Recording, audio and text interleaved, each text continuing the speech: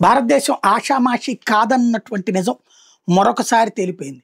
సుంకాలు విధించిన అమెరికా సుంకాలు తగ్గించుకునేందుకు రెడీ అవుతుంది.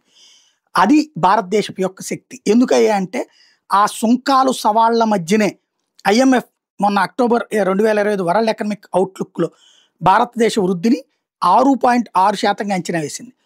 2025తో పోల్చుకుంటే 6.5 నుంచి 6.6% పెరుగుతుంది. అదే సందర్భంలో వేరే కొత్త మార్కెట్ని భారతదేశం జాగ్రత్తగా మొబలైజ్ చేసుకుంది. ఎక్కడికక్కడ గ్రోత్ రేటుని పెంచుకుంటూ వస్తుంది.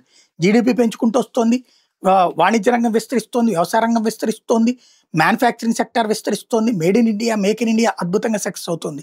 తద్వారా ప్రపంచ మార్కెట్లని మనం అధిగమిస్తూ ముందుకు వెళ్తున్నాం. అలాగే ప్రపంచంలో 4వ ఆర్థిక వ్యవస్థ నుంచి 3వ ఆర్థిక వ్యవస్థ దిశగా పరుగులు పెడుతున్నటువంటి వేళ బిత్తరపోవడం అన్నటువంటిది ప్రపంచం వంతవుతోంది.